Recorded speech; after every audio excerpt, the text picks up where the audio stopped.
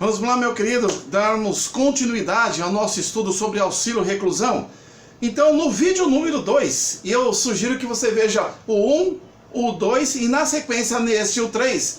Mas o 2, como um retrospecto, um resumo, uma síntese do que nós falamos, é que você possa estar atento a respeito dos requisitos, dos critérios de exigibilidade da Previdência Social para a concessão do auxílio reclusão, dentre um dos 10 benefícios que nós colocamos que a Previdência Social, através da Lei 8.213 de 91, nos prescreve para o nosso conhecimento, para que possamos saber até onde podemos pedir as 4 aposentadorias, que possamos então requerer o que? Os 3 auxílios, que possamos então fazer com que os salários família e maternidade cheguem para o seu cliente e, infelizmente, numa condição de falecimento, a pensão por morte. E desse contexto que nós estamos estudando do auxílio reclusão, que é uma matéria muito interessante para o nosso conhecimento, é que fixamos que o valor de baixa renda é um dos requisitos, sendo enfático, não basta apenas estar em regime com a sua privação de liberdade em regime fechado. Você também precisa atender essa exigência de ser o quê? Um segurado, de baixa renda. Mas, professor, como é o parâmetro para saber se é ou não de baixa renda? O parâmetro quem dá é o Ministério da Economia. Então, anualmente, ele simplesmente publica uma portaria, e dentro dessa portaria, onde você vai colocar no Google, portaria Ministério da Economia, valor de baixa renda, dentro do corpo do documento que trata de diversos assuntos, vai ter ali um inciso ou uma das letras desse decreto, aliás, dessa portaria, que vai falar qual o valor para aquele ano, o que é denominado e considerado para todos os efeitos legais baixa renda, inclusive para a obtenção desse auxílio reclusão, ok? No Google, Ministério da Economia. Além do regime fechado, além também de ser um segurado previdenciário até antes de ser recluso, isso demonstra uma linha de quê? Uma linha tênue, uma divisão de águas, Então faz com que essas exigências dificulte mais, seja uma linha de corte, seja realmente uma barreira para que esses benefícios sejam concedidos. Então olha as dificuldades, tem que estar em regime fechado, tem que então ter baixa renda. Olha só, Ele vai começando a exigir. Ele vai falar a respeito de carência, ele vai falar a respeito de cálculos. Para que realmente isso seja concedido, você tem que estar enquadrado em todas as exigências que a lei assim nos impõe.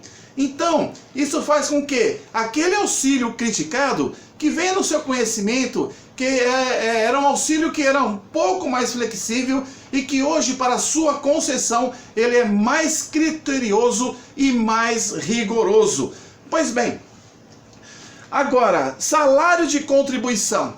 Salário é aquilo que o trabalhador recebe todo mês. Então, com base nesse salário de contribuição, ele faz o quê?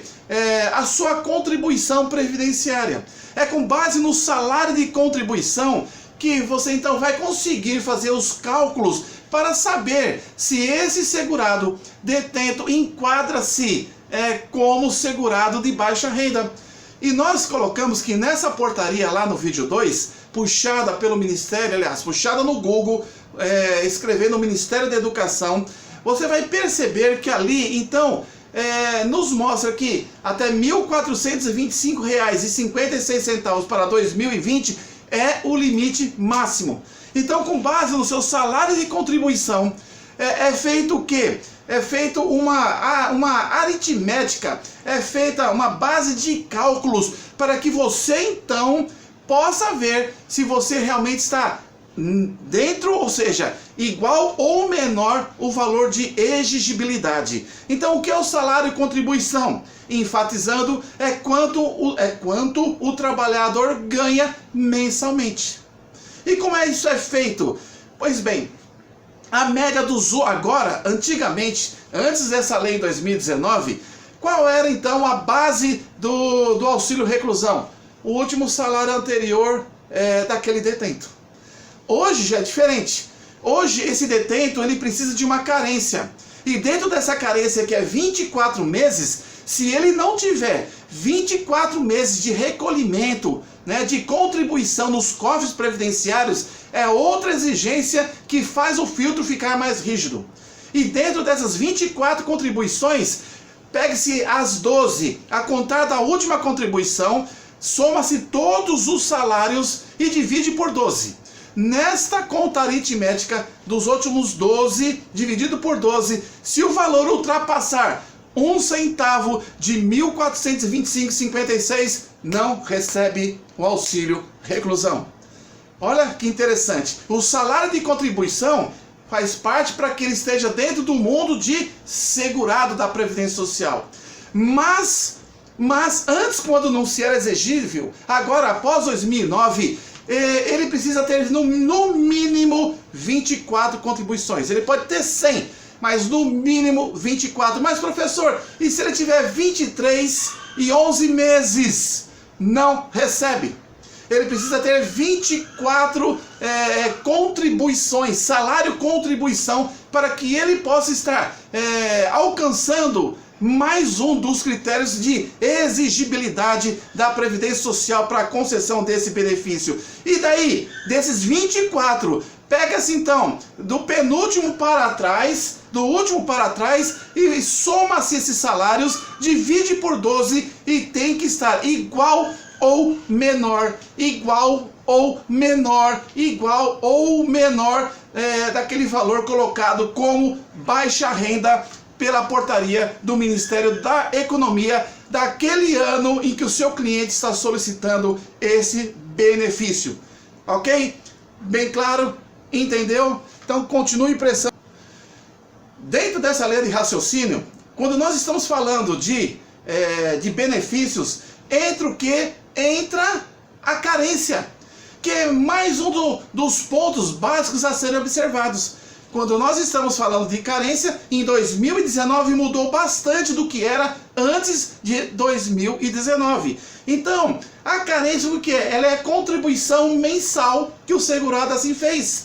Então são 24 contribuições mensais exigíveis no mínimo, enfatizando novamente, 24 contribuições no mínimo, para que você possa então tentar a obtenção desse benefício. No mínimo, se não tiver 24, você nem tente, porque você vai ter a recusa da análise do seu requerimento administrativo perante a Previdência Social, que hoje nós fazemos através da forma digital no site oficial do INSS da Previdência Social. Outro assunto a ser observado dentro desse auxílio reclusão, meu aluno de direito, é você observar o seguinte: se o segurado de baixa renda preso enfaticamente em regime fechado, se na ocasião da sua reclusão, que ele foi ali encarcerado nesse regime especificamente, se ele já estava então detentor, se ele já estava então fazendo uso de uma aposentadoria, pede-se então o auxílio reclusão? Não. Nesse caso não gera o que? O auxílio reclusão. Por quê? Porque ele já tem a sua aposentadoria. Não gera. Os dependentes dele viverão com a aposentadoria do recluso. Apenas assim. E esse salário no mínimo de aposentadoria não pode ser abaixo, como em 2020, de R$ 1.045, que é o salário mínimo para esse exercício, para este ano, ok? Então, aquele recluso, um exemplo da primeira classe de um filho, o seu pai recluso, então já possuía uma aposentadoria, então é dessa aposentadoria que viverá o seu filho ou os seus filhos. Uma vez aposentado, é dentro dessa linha que se beneficia o dependente. Se ele não estiver aposentado, recluso em regime fechado, dentro da carência de 24 meses, dentro da questão de renda baixa, conforme a portaria do Ministério da Economia, aí sim impede-se. Mas se ele, uma vez recluso, já detentor do benefício, de um dos 10 benefícios de aposentadoria, então é esse benefício que vai então beneficiar quem? Os seus dependentes. Pois bem, meu aluno de direito, preste muita atenção. Já quase que concluindo nesse vídeo o nosso estudo a respeito do auxílio reclusão, espero que tenha sido e seja proveitoso para o seu conhecimento. Nesse contexto, quando então dar-se-á o início para receber esse auxílio reclusão, como um dos benefícios, como um dos 10 benefícios apontados na Lei 8.213 de 1991. Então, isso depende de quando a sua facultas agente, ou seja, a sua faculdade de agir.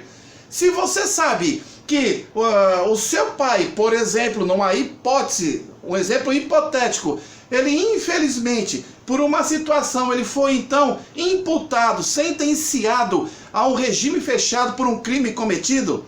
Não vamos aqui entrar no mérito específico desse crime que não nos interessa. O que nos interessa é que ele está recluso em regime absolutamente fechado, sempre fechado. O que vale considerar? O início depende da sua iniciativa. Você não pode toscanejar, você não pode deixar dormir e cair o cachimbo. Você tem que ir atrás da sua bênção, atrás da sua necessidade.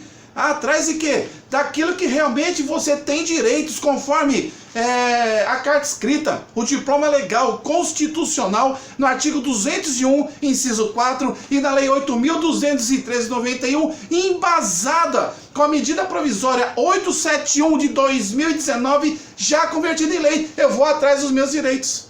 Você vai elencar os requisitos, você vai ver então o regime, você vai ver as contribuições, se tem no mínimo 24, se está dentro de renda baixa pela portaria do Ministério da Economia.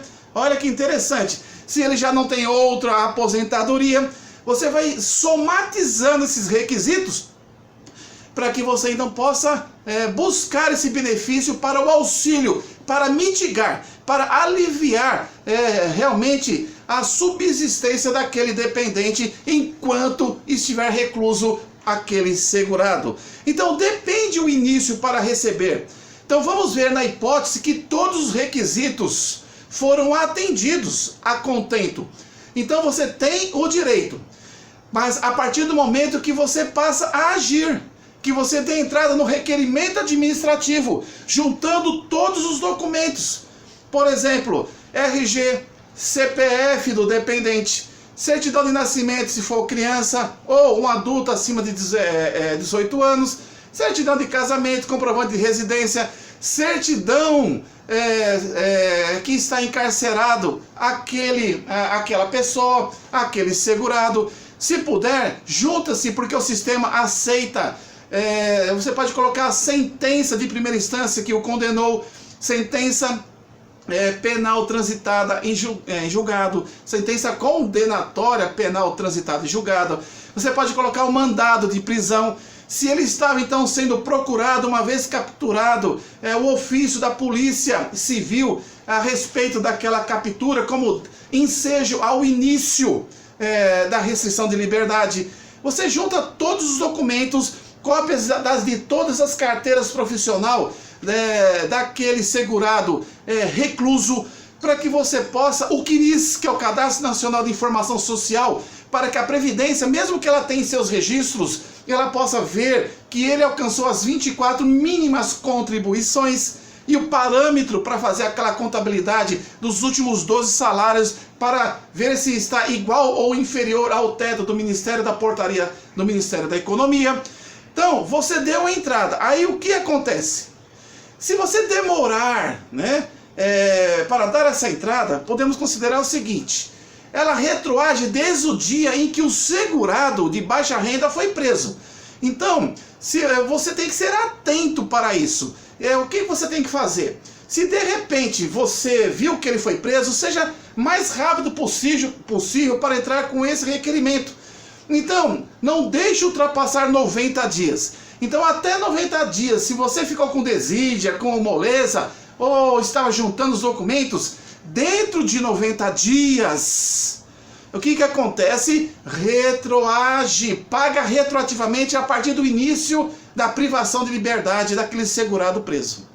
Ultrapassou 90 dias, se ultrapassar, passa a receber apenas a partir do momento do requerimento.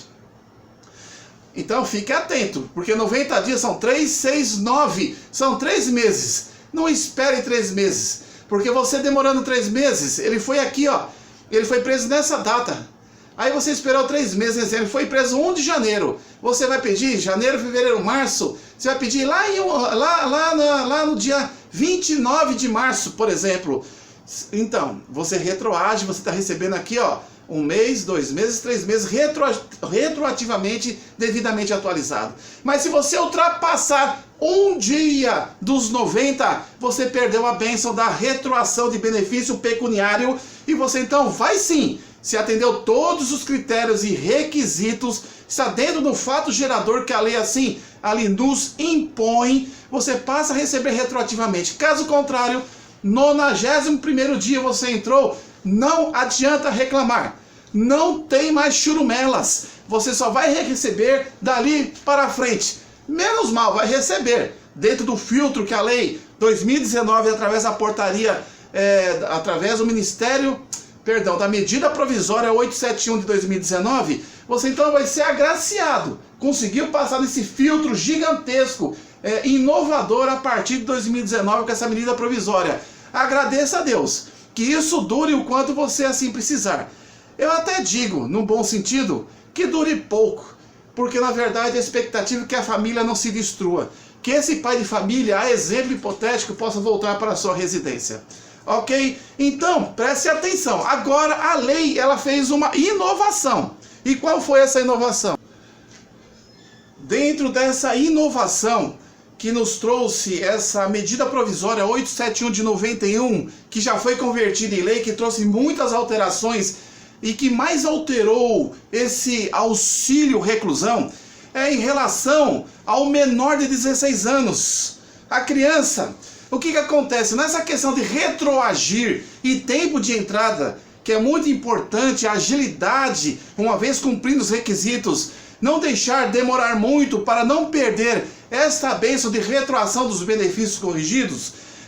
Nós sabemos que, com exceção dos filhos menor de 16 anos, é 90 dias. Ultrapassou, só ganha dali para frente, não retroage.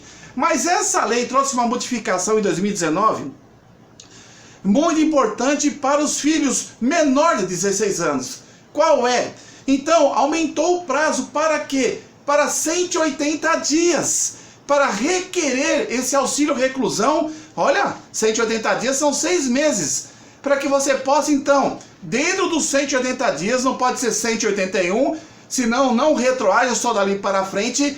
Então você requerendo, o beneficiário sendo essa criança menor do que 16 anos, retroage 6 meses, né, atualizado, e que isso vai ajudar aquele realmente que depende do segurado detento, privado de liberdade no regime fechado. Essa foi uma das inovações, aumentando esse prazo para que realmente o menor de 16 anos possa requerer e receber a retroação.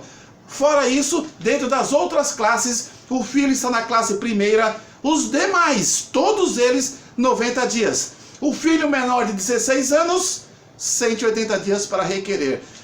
Instrua o seu cliente da importância de requerer dentro dos prazos, dependendo da situação, dependendo do dependente, dentro dos 90 dias e dentro dos 180 dias se for menor de 16 anos de idade.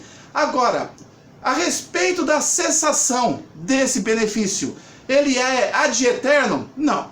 A cessação dos benefícios, desse benefício, para quem? Para com os dependentes. Ele cessa quando? Eu vou dar alguns exemplos. Se o segurado, enquanto estiver ali cumprindo a pena em regime fechado, ele morrer. Houve um motim, houve um motivo natural, ele morreu. Morreu, cessou o benefício. Quando ele progredir de regime, ele está no regime fechado, que é o pior, ele veio para o mais tênue, que é o regime semiaberto, ele pulou de regime, ele progrediu de regime, saiu do fechado, que é o que se exige para conferir esse benefício, foi para o semiaberto, cessou o benefício para o dependente. De repente, numa fuga, como houve na cidade de Mongaguá, popularmente vista em todas as emissoras televisivas, foi noticiado pela internet e pelas emissoras de televisão, houve a fuga, perde o benefício. Foi recapturado, tem que entrar novamente para reaver o benefício, ok? Cumpriu a pena, cessa o benefício. Obteve uma outra aposentadoria, perde o benefício, mas pode fazer uso desse benefício para os dependentes. Falamos do cumprimento de pena. Enfim, preste muita atenção.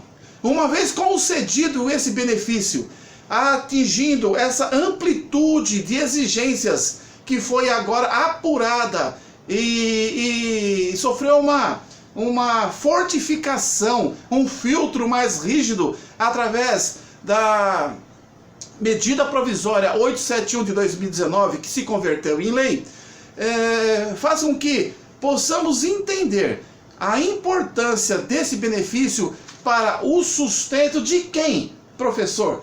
Dos dependentes do segurado.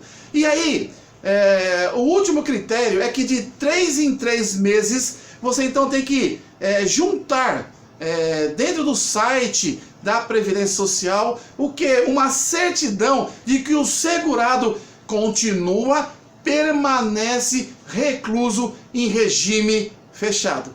Então, não é simplesmente conceder e se ele está apenado há 15 anos, você já cruza os braços. Você precisa ficar muito atento. Você precisa sempre dessa certidão que você consegue nos órgãos competentes da Justiça Criminal, nas penitenciárias, para que você junte ali em PDF informando, olha, requerendo o prosseguimento e a mantença desse benefício auxílio reclusão, conforme documentos juntados, que é a certidão que o segurado está se mantendo em regime fechado, e aí a Previdência analisando, ela vai então prorrogando. Uma das formas de cessação é que se você não fizer a juntada dessa certidão trimestral, também cessa o benefício para aquele dependente. Espero que você tenha gostado desse estudo sucinto, de uma maneira vista de forma ampla, e que possa lhe ajudar para o seu futuro como advogado.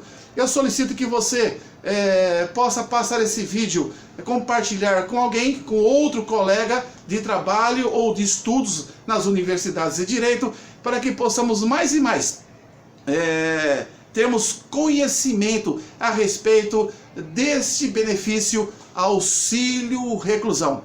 Que Deus abençoe a sua vida poderosamente.